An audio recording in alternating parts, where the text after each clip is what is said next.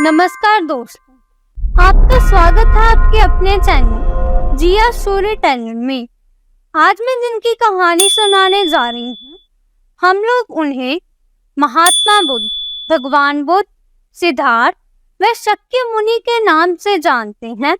तो आज की कहानी में हम जानेंगे कि महात्मा बुद्ध को ज्ञान की प्राप्ति कैसे हुई, कैसे उन्होंने अपना राजाओं महाराजाओं वाला सुख सुविधाओं से भरे जीवन का त्याग करके लंबे समय तक कष्ट सहकर ज्ञान प्राप्त किया। तो आज हमारी कहानी का विषय है गौतम बुद्ध को ज्ञान की प्राप्ति कैसे हुई। तो चलो चलते हैं कहानियों की दुनिया में।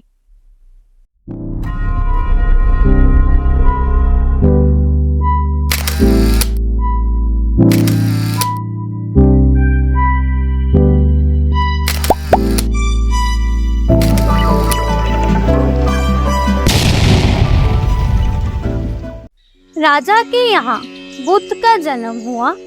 पिता ने ज्योतिषियों को बुलाकर भविष्य पूछा। उन्होंने कहा, या तो यह सम्राट होगा और या तो यह साधु होगा।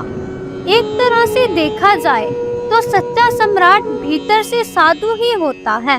जब ज्योतिषियों की भविष्यवाणी राजा ने सुनी तो वह घबरा गए कि मेरा बेटा साधु हो जाए, ऐसा ठीक नहीं होगा। राजा ने पूछा, कोई उपाय बताएं, क्योंकि मैं चाहता हूँ कि राजा का पुत्र राजा ही बने। ज्योतिषियों ने कहा कि इसका लालन पालन व पूरा जीवन बड़ी सावधानी में बिताना होगा, अर्थात आपका पुत्र सिद्धार्थ कभी किसी बूढ़े व्यक्ति को ना देखे, कभी किसी बीमार व्यक्ति को ना देखे और कभी किसी मरे हुए व्यक्ति को ना देखे।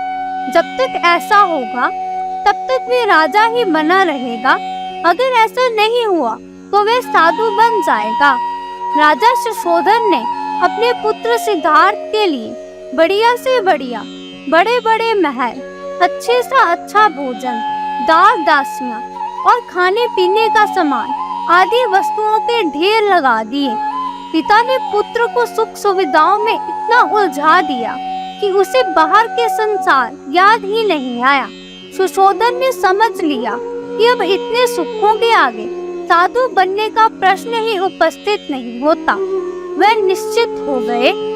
राजा सुशोधन ने बिल्कुल पक्की व्यवस्था कर रखी थी कि उनका पुत्र सिद्धार्थ जीवन में कभी भी वृद्ध, बीमार और मृतक व्यक्ति को देख ना सके, क्योंकि वे अपने पुत्र को खोना नहीं चाहते थे। सिद्धार्थ का जीवन ऐश्वर्य और सुख सुविधाओं में बीत रहा था। उनके जवान होने पर एक सुंदर कन्या यशोधरा से उनका विवाह हो गया। विवाह हो जाने पर सुशोधन की आधी चिंता मिट गई। अब तो शादी हो गई, अब कहाँ जाएगा? अब तो मेरा पुत्र बंधन में बंध गया है, अब उसका कहीं जाने का सवाल ही नहीं उठता। 1 वर्ष बाद बेटे का भी जन्म हो गया। उसका नाम राहुल रखा गया। अब राजा सुशोधन को बिल्कुल पक्का विश्वास हो गया कि अब यह कहीं नहीं जा सकता। एक दिन सिद्धार्थ ने कहा कि पिताजी, आज तक मैंने कभी अपनी राजधानी नहीं देखी, आपकी आज्ञा हो तो आज दिखाऊं। राजा ने कहा, हाँ, अवश्य जाओ, अपना शहर देख कर आओ। एक सारथी को भी साथ में भेजा गया कि जाओ, राजकुमार को राजधानी घुमा फिरा कर लाओ।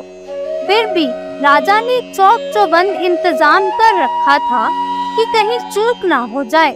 सिद्धार्थ के लिए राजधानी के प्रमुख मार्ग खूब सजाए गए, पर घूमते घूमते सिद्धार्थ ने थोड़ा उल्टा मार्ग ले लिया।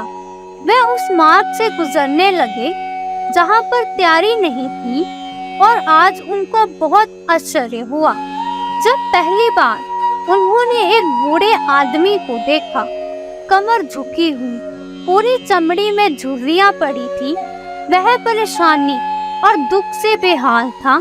उसकी चाल बहुत धीमी थी। बूढ़े की झुकी हुई कमर को देखकर सिद्धार्थ को एक झटका लगा और सारथी से उन्होंने पूछा, क्या एक दिन मैं भी बूढ़ा हो जाऊंगा?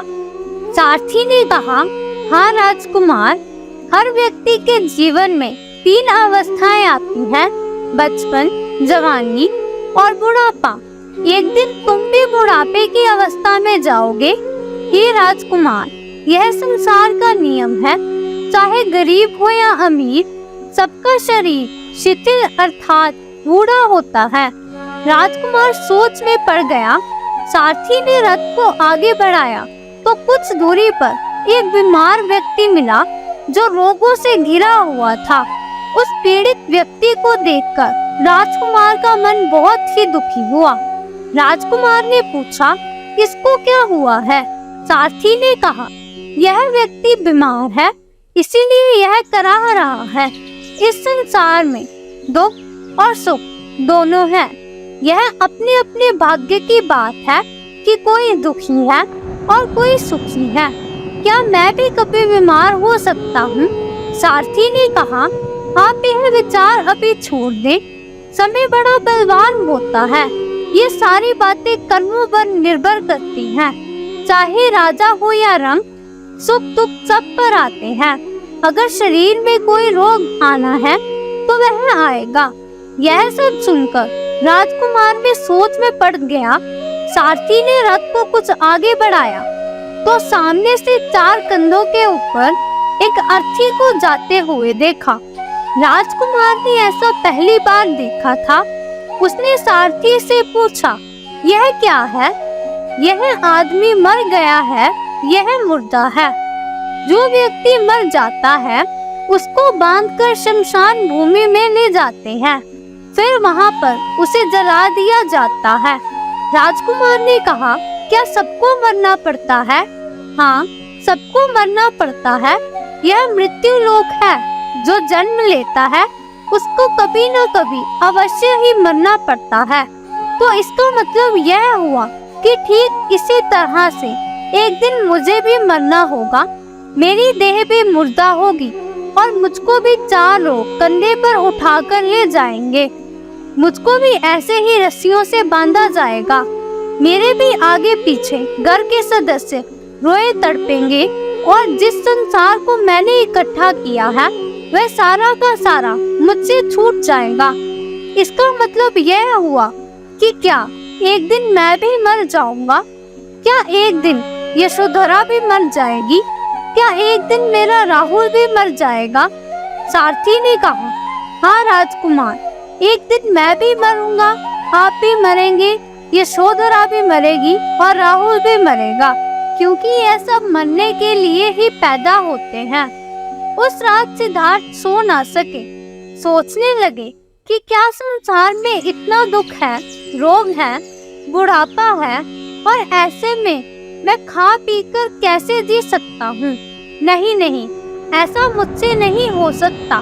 मुझे खोजना होगा उस तत्व को जो दुख, पीड़ा और शोक से रहित हो, जो भय, भ्रम और भूल से परे हो, जो अनंत अनंत से भरा हो, जिसको पाकर फिर और कुछ पाने की इच्छा न हो। सिद्धार्थ वैराग्य के शिखर तक पहुंच चुके थे। बस उसी रात को उन्होंने घर छोड़ दिया। सारथी से कहा कि नगर की सीमा से दूर ले चलो। नगर के बाहर पहुंचकर सारथी को लौटा दिया। फिर कई दिनों तक वन में चलते गए। एक घने पीपल के वृक्ष के नीचे आसन लगाकर ध्यान में लीन हो गए।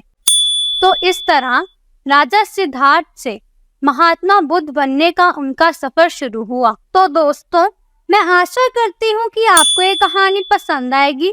वीडियो अच्छी लगी तो लाइक करना, चैनल को सब्सक्राइब करना और अपने दोस्तों और रिश्तेदारों के साथ शेयर करना। तो मिलते हैं अगली वीडियो में। तब तक के लिए नमस्कार, आदाब, सत श्री अकाल, गुड बाय, जय जवान जय किसान।